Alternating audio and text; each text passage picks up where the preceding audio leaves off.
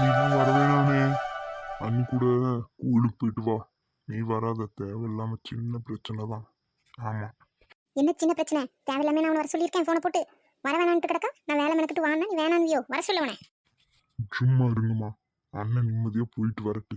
அவனே இன்னைக்குதான் ரொம்ப நாள் கழிச்சு கிளம்பியிருக்கான். நிம்மதியா அவனை வாழ விடுங்க, தொல்லை பண்ணாதீங்க. நீங்கள் எல்லாம் என்ன தொல்லை பண்றீங்களா? நான் உங்களை தொல்லை பண்றனால தொல்லை பண்றானாமல்ல இவன் அண்ணனை. என்ன உன் அண்ணனை வாழ விடாம நான் வச்சு வச்சிருக்கேன். நிம்மதி இல்லாம பண்றியம்மா. அவன் கல்யாணம் கட்டி ஒரு நாளாச்சும் சந்தோஷமா இருக்கானா?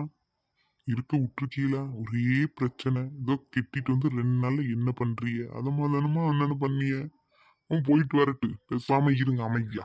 இவன் எல்லாம் ஒரு முடிவோட தாமா இருக்கான். எல்லாம் பேசி வச்சுட்டு செய்யறானு போல. ஆமாண்ணே, நீ இருந்துட்டு வா. நல்ல சாமியெல்லாம் கும்பிட்டுட்டு என்ஜாய் பண்ணு.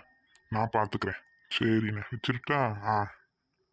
பாத்தியாமா, என்ஜாய் பண்ணணுமா? என்ஜாய். நீ இங்க சீரழிஞ்சு போய் கிடக்கா, அவனோட என்ஜாய் பண்ணணுமா? என்ஜாய் அவனை. இருக்கா, நீ பாத்துட்டல்ல, நீ கிளம்புக்கா வீட்டுக்கு. சும்மா பிரச்சனை பண்ணிட்டு இருக்காத, அம்மையை ஏத்தி ஏத்தி விட்டுட்டு இருக்காத. அதான் என் பொண்டாட்டி கரெக்டா சொல்லியிருக்கா உன்னை ஏத்தி விடுறான்ட்டு. நான் ஏன் கிளம்பணும்? இது எனக்கும் இந்த வீட்டுல பங்கு இருக்கு. நான் கிளம்ப மாட்டேன். நான் எதுக்கு கிளம்பணும்? இது என் வீடு. கல்யாணம் கட்டி போயிட்டா இந்த வீடு எனக்கு சம்மந்தம் ஆயிருமோ? நான் போக மாட்டேன். 2 நாள் இருந்துட்டு தான் போவேன். அப்படி சொல்லுமா, அப்பதான் இவனெல்லாம் அடங்குவாங்க. ஆடுறாங்க கேட்க யாரும் இல்லைன்னு நினைச்சிட்டு தானே இப்படி எல்லாம் படுத்தி எடுக்காங்க. நாங்க உன்னை படுத்துறோமா, நீ எங்களை படுத்துறியம்மா? நீதான் என்ன நிம்மதி இல்லாம பண்றா. எவ்வளோ ஒருத்தியை கூட்டிட்டு வந்துட்டு அவ அது இதுன்னு என்ன மரியாதை இல்லாம பேச வச்சு என்ன நீ தான் டார்ச்சர் பண்ணிட்டு இருக்கா. ஒழுங்கு மரியாதை பொண்டாட்டி கூட்டு தனியா போயிருங்க. இவ சரிப்பட்டு வர மாட்டான் அந்த குடும்பத்துக்கு. அப்படிலாம் உன் இஷ்டத்துக்கு தனியா போக முடியாதுமா. அப்படிலாம் போக முடியாது.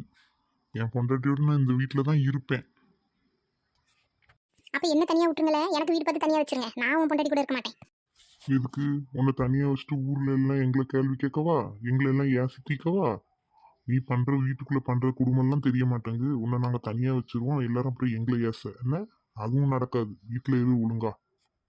என்னல ஒழுங்காயிருந்து ஒரு தாயை பத்தி நீ பேசுறா? என் புருஷனை என்ன பார்த்து இந்த வார்த்தை பேசுனதுல என் இஷ்டத்துக்கு அலை வேணாம். என் புருஷன் என்ன ஒரு கேள்வி கேட்டுப்பாரா? இது வரைக்கும் இந்நாள் வரைக்கும் ஒரு கேள்வி கேட்டதில்லை அந்த மனுஷன். என்ன என் இஷ்டத்துக்கு நான் தெரிஞ்சேன். இப்ப நீ வந்து உனக்கு நான் அடிமையா இருக்கணுமோ? அது நடக்காதுல. அண்ணனை மாதிரிலாம் உன் இஷ்டத்துக்கு நானும் ஆடுவேன்னு நீ நினைக்காதம்மா. அப்பா அண்ணா மாதிரிலாம் நான் இருக்க மாட்டேன். அதையும் நீ தெரிஞ்சுக்க. உன் இஷ்டத்துக்குலாம் என்ன ஆட்டி படைக்க முடியாது.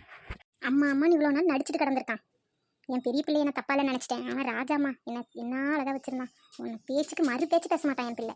அதான் அவனை திட்டி திட்டி கரிச்சு கொட்டினல. அதுக்குதான் இப்ப கடவுள் எனக்கு வச்சிருக்காரு. நீங்க என்னமோ சொல்லிட்டு போங்கம்மா. உங்ககிட்ட பேசி ஜெயிக்க முடியாது. புரிஞ்சுக்கவே மாட்டீங்க. நீங்க நாங்க சொல்றத நீங்க தப்பாவே எடுத்துக்கிறீங்க. அப்புறம் உங்ககிட்ட என்னத்த பேச. அக்கா, நானும் சுஷ்மாவும் வெளியே போயிட்டு வரோம். நீ சோறு பொங்கி வச்சிருந்த. வா சுஷ்மா, கிளம்புவோம்.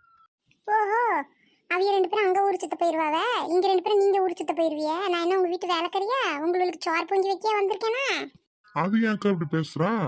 வேலைக்காரியான்னு சோறு பொங்கி வைக்க வந்திருக்கேன்னு கேட்கா. கொஞ்ச நேரத்துக்கு முன்னாடி நீ தானக்கா சொன்னா இது என் வீடு, எனக்கும் இதுல உரிமை இருக்குன்னு. அந்த உரிமையில தான் நான் சொன்னேன். பத்துங்கக்கா, எல்லாம் நீங்களே தப்பா நினைச்சுக்கிறீங்க இப்படி. சரி வா, போயிட்டு வரோம்ல.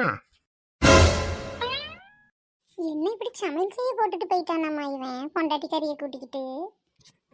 அதுவும் சிக்கன் செய்யணுமா, மீன் செய்யணுமா, விதவிதமா பொண்டாட்டிக்கு செஞ்சு வைக்க சொல்லிட்டு போயிருக்கானே. இதை மாதிரி ஒரு பிள்ளையை பெற்று வச்சிருக்கேன் பாரு நானும்.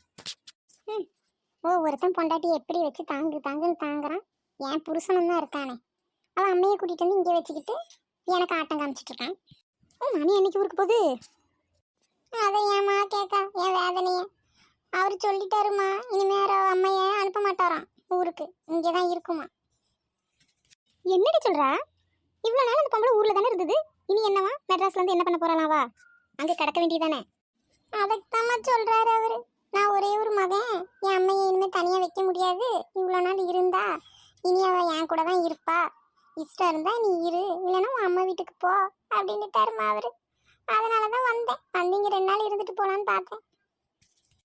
நீ இங்கே இரு லட்சுமா, போவாத. விஸ்கிஸ்ன்னு கூப்பிட்டு வந்தாருன்னா இனிமே போயிடாத. அதான் தாத்தாரி இருக்கல்ல, சோறு பொங்கி போடுவா அவருக்கு. அப்பதான் பொண்டாட்டி யாருமே தெரியும். கொஞ்ச நாள் கிடக்கட்டு.